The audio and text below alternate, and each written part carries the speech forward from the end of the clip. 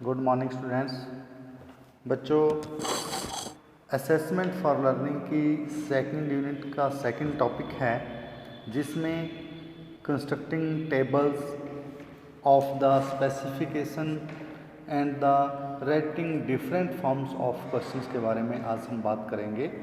इसके अंतर्गत आपके VSA, SA, NET and the objective types and the situation based questions की हम बात करेंगे। VSA very short answer type, ऐसे type and the objective types questions की हम बात करेंगे। टॉपिक है विशेष जो उल्लेख में सारणी की कोई रचना करना, क्वेश्चंस का निर्माण करना और प्रश्नों के विभिन्न रूपों को लिखना, ये आपका पूरा क्वेश्चंस है।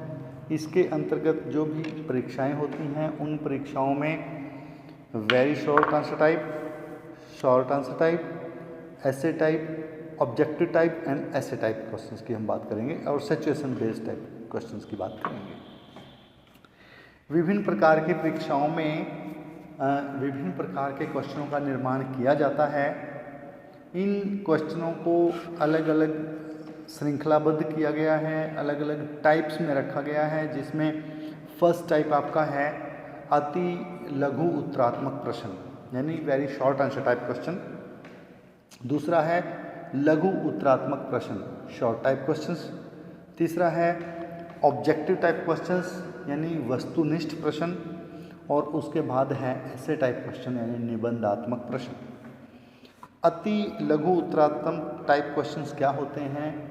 ऐसे प्रश्न जिन प्रश्नों का उत्तर एक शब्द या किसी एक चिन्ह रूप में होता है, ऐसे क्वेश्चंस को हम very short answer type questions कहते हैं। यानी जिनका उत्तर केवल एक शब्द या एक लाइन में दिया जा सके, वो question very short answer type question होते हैं। जैसे कि कोई कि बाबर की मृत्यु कब हुई, भारत कब आज़ाद हुआ, ऐसे जो क्वेश्चंस होते हैं वो हम very short answer type questions की कैटेगरी में रखते हैं, क्योंकि इस प्रकार के प्रश्न में एक तो सिलेबस पूरा कवर हो जाता है, अधिक क्वेश्चन पूछे जाते हैं। इसमें प्रत्यास्मरण और जो चुनाव के हैं, दोनों प्रकार के क्वेश्चनों को रखा जा सकता है। जो वेरी आंसर टाइप क्वेश्चंस हैं, उनमें विद्यार्थी को याद करने से संबंधित प्रश्नों का निर्माण होता है। इनमें विद्यार्थी को अपनी तरफ से आंसर देना होता है और इसमें पूरा सिलेबस कवर हो जाता है, क्योंकि ऐसे प्रश्नों की संख्या अधिक हो जाती है, अधिक संख्या में प्रश्न पूछे जाते हैं, जिसमें पाठ्यक्रम के अधिकतम भाग को सम्मिलित किया जा सकता है। दूसरे टाइप के क्वेश्चंस हैं शॉर्ट आंसर टाइप क्वेश्चन, यानी लघु उत्तरात्मक प्रश्न। जैसे कि इसके नाम से ही स्पष्ट है, लघु उत्तरात्मक प्रश्न, यानी ऐसे प्रश्न का निर्माण करना जिनका उत्तर संक्षेप रूप में दिया जा सके। इस प्रकार के प्रश्नों के उत्तर लघु उत्तर वाले होते हैं। इसमें एक दो या पंक्तियों में लिखने के लिए कहा जाता है, एक दो लाइन में लिखने के लिए कहा जाता है। जैसे यातायात के साधनों के लाभ बताओ, जैसे आपका स्कूल कैसा है, इसके बारे में आप संक्षेप में लिखें। इस प्रकार के जो प्रश्न होते हैं, उनको हम शॉर्ट आंसर टाइप क्वेश्चंस की कैटेगरी में रखते हैं। उसके बाद आता है ऑब्जेक्टिव टाइप क्वेश्चंस, वस्तुनिष्ठ प्रश्न। निबंधात्मक परीक्षाओं के दोषों को ही मद्देनज़र रखते हुए ऑब्जेक्टिव टाइप क्वेश्चंस का निर्माण किया गया। इसे हम नवीन परीक्षा पद्धति के नाम से भी जानते हैं, क्योंकि इसमें अलग अलग तरीके के प्रश्न पूछे जाते हैं। वस्तुनिष्ठ प्रश्नों की कैटेगरी में अभिज्ञान से संबंधित और प्रत्यास्मरण संबंधित दोनों प्रकार के प्रश्न होते हैं। वस्तुनिष्ठ प्रश्नावली में प्रत्यास्मरण यानी याद करने से संबंधित भी, और अभिज्ञान से संबंधित। अभिज्ञान से मतलब होता है पहचानने से संबंधित, जिनको पुनरुपचारात्मक किया जा सके। इस कैटेगरी में जो प्रत्यास्मरण वाले हैं वो तो विद्यार्थी के याद करने से संबंधित रहते हैं। दूसरा जो अभिज्ञान से संबंधित हैं, जो पहचानने से संबंधित हैं, उस कैटेगरी में वर्गीकृत प्रश्न, ट्रू एंड फॉल्स यानी सत्य असत्य वाले प्रश्न, बहुविकल्पीय प्रश्न जिनमें एक से अधिक जो ऑप्शन दिए जाते हैं, ऑप्शनल क्वेश्चंस की बात है, और जो इसमें रिक्त स्थान पूर्ति वाले प्रश्न, मिलान वाले प्रश्न, चुनाव वाले प्रश्न, इस प्रकार के प्रश्नावली का निर्माण इस वस्तुनिष्ठ प्रश्नावली के अंतर्गत किया जाता है। क्योंकि वस्तुनिष्ठ प्रश्नावली इस बात का आधार बनती है कि परीक्षा में अधिक से अधिक पाठ्यक्रम को सम्मिलित किया जा सके। प्रश्नावली में विद्यार्थी के संपूर्ण ज्ञान का मूल्यांकन किया जा सके। विद्यार्थी को अधिक से अधिक प्रश्न दिए जाते हैं जिसमें कि पूरी जो सिलेबस है, पूरे सिलेबस को कवर करने के बाद ही विद्यार्थी का मूल्यांकन होता है। और इसमें सही गलत वाले प्रश्न, बहुउद्देशीय प्रश्न या बहुविकल्पीय प्रश्न या वाक्य पूर्ति वाले प्रश्न, रिक्त स्थान पूर्ति के प्रश्न या साधारण जो प्रत्यास्मरण के प्रश्न होते हैं वो प्रश्न, और समरूप प्रश्न, मिलान उचित मिलान वाले प्रश्न और वर्गीकरण प्रश्न, इस प्रकार के प्रश्नों का निर्माण वस्तुनिष्ठ प्रश्नावली के अंतर्गत किया जाता है। वस्तुनिष्ठ प्रश्नावली के में विश्वसनीय होती है, यानी अब हम कर रहे हैं advantages of objective type questions. इसके जो वस्तुनिष्ठ प्रश्नावली है इसके हमारे लिए लाभ क्या हैं। इसमें ये विश्वसनीय होती है क्योंकि इसमें जो मूल्यांकन करता है वो अपनी मर्जी से कोई भी भेदभाव नहीं कर सकता। वो बाउंड होता है कि जितने क्वेश्चंस का या एक नंबर का जो क्वेश्चन है उसके लिए यदि सही है तो एक नंबर, गलत है तो कोई नंबर नहीं। इसमें कोई भी नंबरों की कम ज़्यादा करने की गुंजाइश नहीं रहती। ये विश्वसनीय होती है, ये वस्तुनिष्ठ होती है। वस्तुनिष्ठ से भाव है कि इसमें पाठ्यक्रम को अधिक सम्मिलित किया जा सकता है। समय की बचत होती है क्योंकि ये प्रश्न पूछना और पूछने में विद्यार्थियों का कम समय लगता है, और जो चेक करने वाले होते हैं, जो उत्तरी पुस्तिकाओं का अंकन है, जो परीक्षक हैं, उनके लिए भी समय कम लगता है। इस प्रकार की परीक्षाओं में छात्र और परीक्षक दोनों का ही समय की बचत होती है। ये वैध हैं क्योंकि इनमें पूरा ऑथेंटिक काम किया जाता है। इनमें किसी के साथ भेदभावपूर्ण नीति को नहीं अपनाया जा सकता या इसमें कोई भी भेदभाव नहीं रहता।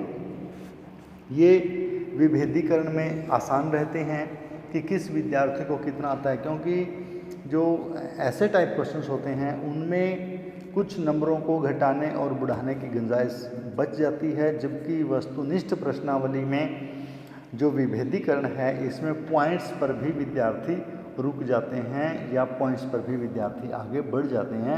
आसानी से जो विद्यार्थियों के ज्ञान का जो मूल्यांकन है वो करना आसान हो जाता है।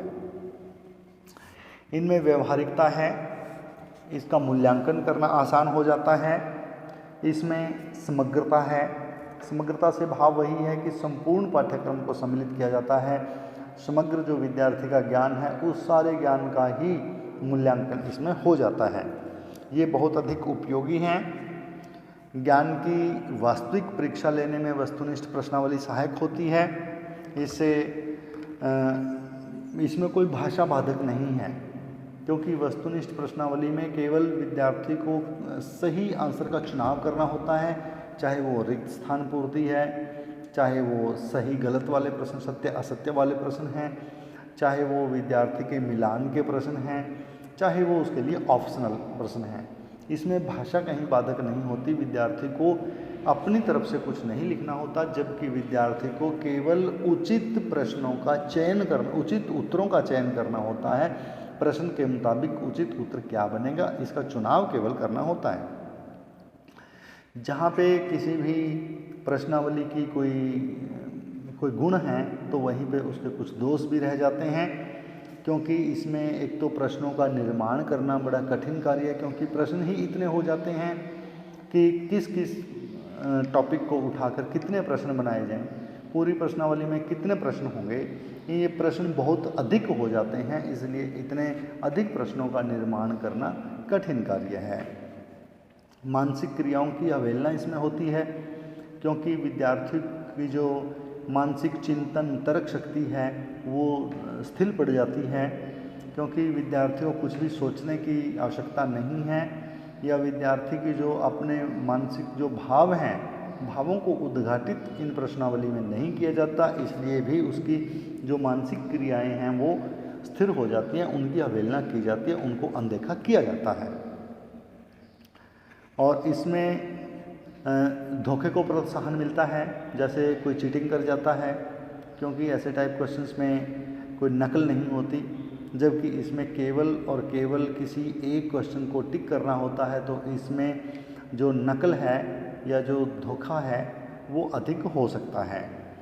और इसमें ये खर्चीली भी अधिक है, और इसमें जो मनोवैज्ञानिक दृष्टिकोण के अनुसार भी ये उचित नहीं है, अनुचित है, क्योंकि कुछ जो व्यक्ति हैं वो इस कार्य में कुशल नहीं भी होते, या इसमें बहुत से कुशल व्यक्तियों की आवश्यकता पड़ती है, सभी कुशल नहीं होते, तो इस कारण भी ये कुछ इसमें खामियां देखी जा सकती हैं। ये बच्चों थी demerits of the objective type questionnaire. जो ऑब्जेक्टिव टाइप क्वेश्चंस हैं ये थी उनकी कुछ कमियां। अब हम बात करते हैं ऐसे टाइप क्वेश्चंस की। निबंधात्मक प्रश्न वे प्रश्न होते हैं जिनका उत्तर विस्तार से देना होता है, जिनका विद्यार्थियों को अपनी सोच से, समझ से उत्तर देना होता है, किसी भी एक टॉपिक की विस्तार रूप से व्याख्या करनी होती है। निबंधात्मक प्रश्नावली में कोई विद्यार्थी नकल नहीं कर सकता, कोई विद्यार्थी पूरा अपना किसी दूसरे से देखकर नहीं कर सकता, जबकि निबंधात्मक प्रश्नावली में विद्यार्थी की अपनी जो मानसिक क्रियाएं हैं वो अधिक से अधिक सम्मिलित होती हैं। विद्यार्थी का जो मन के भाव हैं, जो विचार हैं, जो उसकी समझ है, जितनी उसको नॉलेज है, उसके अनुसार ही विद्यार्थी को निबंधात्मक प्रश्नावली में प्रविष्ट होना पड़ता है। यानी निबंधात्मक प्रश्न से भाव है कि विस्तार रूप से किसी भी विषय के बारे में लेखन करना। तो इसके अब हम कुछ लाभ करेंगे। निबंधात्मक प्रश्नों के लाभ क्या हैं? क्योंकि निबंधात्मक जो परीक्षाएं हैं वो व्यावहारिकता से परिपूर्ण होती हैं। ऐसी परीक्षाओं में ऐसे प्रश्नों की रचना करना बहुत ही आसान होता है, क्योंकि पूरे एक सिलेबस में से चाहे वो 4 या 5 केवल क्वेश्चनों का निर्माण करना होता है, तो ऐसी जो परीक्षाएं हैं वो बड़ी आसान बन जाती हैं। आसानी से ऐसी परीक्षाओं में प्रश्न डाले जा सकते हैं। निबंधात्मक जो प्रश्न हैं उनके उत्तर के लिए विद्यार्थी की स्मृति, तर्क, उनकी विचार शक्ति और पुनः स्मरण जैसी उच्च मानसिक जो क्रियाएं हैं उनका भरपूर अनुसरण होता है। उच्च मानसिक क्रियाओं के आधार पर ही विद्यार्थी इस प्रकार के प्रश्नों के उत्तर देने में सक्षम होते हैं। निबंधात्मक परीक्षाओं के आधार पर छात्रों का जो दृष्टिकोण है, छात्रों की जो मानसिक भावनाएं हैं उनका पता चल जाता है। क्यों? तो विद्यार्थी क्या सोचते हैं, विद्यार्थी की अपनी निजी सोच क्या है, उसके भाव क्या हैं, इसकी जानकारी भी निबंधात्मक प्रश्नों के आधार पर ही प्राप्त हो जाती है। निबंधात्मक परीक्षाओं के आधार पर छात्रों का मूल्यांकन कर छात्रों की भाषा, छात्रों की शैली, उनका लेखन कला और उनकी अभिव्यक्त करने की क्षमता की पहचान हो जाती है। निबंधात्मक परीक्षाएं छात्रों को उत्तर देने के लिए पर्याप्त स्वतंत्रता प्रदान करती हैं, क्योंकि इसमें अभिव्यक्ति की स्वतंत्रता के कारण ही उनकी रुचि, विचारधारा और विद्यार्थी की क्षमता की जानकारी मिल जाती है। इस प्रकार की परीक्षाओं के लिए प्रश्न पत्र तैयार करते समय बहुत ही कम समय और कम खर्च लगता है, क्योंकि इस प्रकार की परीक्षाएं रचनात्मक चिंतन को प्रोत्साहित करती हैं और ऐसे तथ्यों और विचारों को एकत्रित करने के लिए योग्यता की आवश्यकता पड़ती है या उनकी योग्यता का पता चल जाता है। इस प्रकार की परीक्षाओं में छात्रों के एकाग्र जो शक्ति और द्वारा प्राप्त हुए ज्ञान का मूल्यांकन करने के भी अवसर प्रदान हो जाते हैं कि विद्यार्थी ने किस प्रकार के ज्ञान को अर्जित किया है। ऐसी परीक्षाएं बच्चों को मौलिकता, संगठन करने की क्षमता, कल्पना शक्ति जैसी जो व्यक्तिगत तथ्यों के मूल्यांकन करने में भी मदद करती है। तो ये थी कुछ जो निबंधात्मक परीक्षाएं हैं उनके लाभ। इसके अंतर्गत विद्यार्थी की चिंतन मनन शक्ति, विद्यार्थी के भाव, विद्यार्थी की कार्यक्षमता, विद्यार्थी की तर्क शक्ति, विद्यार्थी के मन के भाव, विद्यार्थी के लेखन कला कौशल आदि की जानकारी प्राप्त हो जाती है, जबकि वस्तुनिष्ठ प्रश्नावली में इस प्रकार के अभाव रहता है, कमियां रहती हैं। आगे है कि इसमें कुछ दोष भी हैं। निबंधात्मक प्रश्नावली में कुछ दोष हैं, कुछ कमियां हैं। इस प्रकार से ये इनमें विश्वसनीयता की कमी है, यानी ये इतनी अधिक प्रामाणिक नहीं है। क्योंकि विश्वसनीयता इसलिए नहीं है कि एक तो विद्यार्थी पूरे सिलेबस को करता है, एक विद्यार्थी केवल 1 या 2 क्वेश्चंस को ही करता है। यदि वही परीक्षा में डाल दिए जाएं तो वो विद्यार्थी अधिक अंक अर्जित कर जाता है जिस विद्यार्थी ने बाकी का पूरा सिलेबस पढ़ा हुआ है। यानी इसमें समग्र जो पाठ्यक्रम है उसको सम्मिलित नहीं किया जा सकता, उसका अभाव रह जाता है। क्योंकि 1 या 2 टॉपिक को ही इसमें दिया जाएगा निबंधात्मक प्रश्नावली में, तो संपूर्ण टॉपिक या संपूर्ण पाठ्यक्रम में विद्यार्थी ने क्या सीखा इसकी जानकारी का अभाव बना रहता है। ये रटने की शक्ति पर अधिक बल देता है।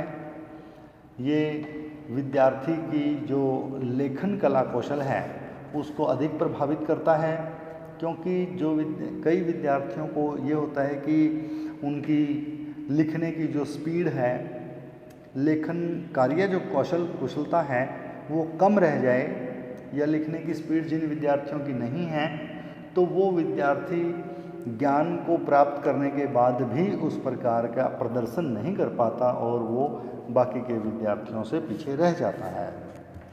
निबंधात्मक परीक्षा एक कला के रूप में ही होती है, क्योंकि ये कलात्मक है, ये कल्पना शक्ति आधारित है, ये विद्यार्थी की सक्षमता पर आधारित करती है। ये विद्यार्थी के उन उत्तरों को देने के लिए उनको तैयार यदि विद्यार्थी नहीं भी होते तो इस प्रकार से ऐसी परीक्षाएं एक कला के रूप में एक विद्यार्थी के सामने चुनौती हो जाती हैं और सभी छात्र कला में पारंगत नहीं होते। इसलिए भी प्रतिभाशाली जो छात्र हैं उनको ही इसका लाभ होता है और स्वास्थ्य पर बुरा प्रभाव पड़ता है। इसमें विद्यार्थी को नंबर 1 रटने पर बल दिया जाता है। विद्यार्थी को जितना अधिक पढ़ेगा, जितना अधिक उसकी चिंतन मनन शक्ति होगी वो, क्योंकि इसमें विद्यार्थी को अधिक समय तक पढ़ने की आवश्यकता पड़ती है, जिससे उनके स्वास्थ्य पर बुरा प्रभाव पड़ता है और फिर निरंतर या लगातार अधिक समय तक लिखने की भी विद्यार्थी को ज़रूरत पड़ती है। इससे भी विद्यार्थी के स्वास्थ्य पर बुरा प्रभाव पड़ता है।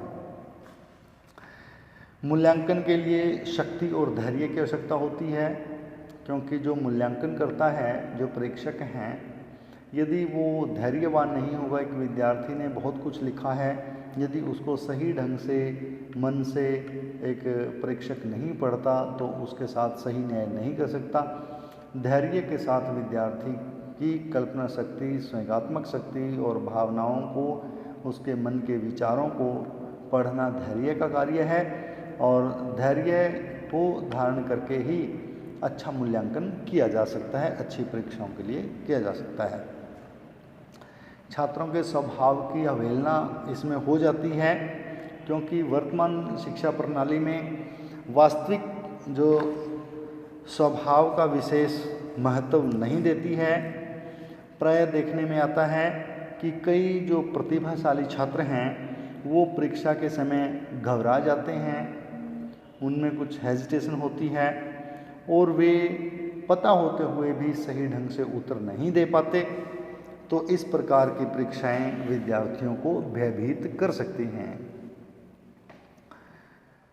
इसमें विद्यार्थियों जो पर्याप्त समय और मेहनत की अधिक आवश्यकता रहती है, ये समय को अधिक महत्व देती है। विद्यार्थी को पढ़ने के लिए भी ज़्यादा समय चाहिए और फिर एक किसी परीक्षक को भी उसे चेक करने के लिए अधिक समय चाहिए। इसमें समय और शक्ति की खपत अधिक होती है।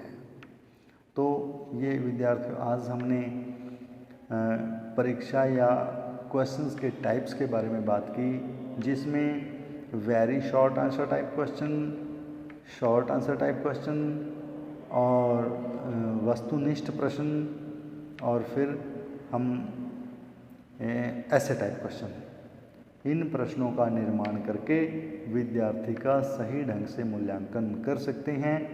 विद्यार्थी का मूल्यांकन करना ही प्रश्नावली का प्रमुख उद्देश्य रहता है कि विद्यार्थी ने पूरे पाठ्यक्रम में कितना ज्ञान अर्जित किया है, उसके स्वभाव में, उसके बिहेवियर में कितना चेंज हुआ है, व्यवहारिक जो बदलाव हैं वो कितने हुए हैं।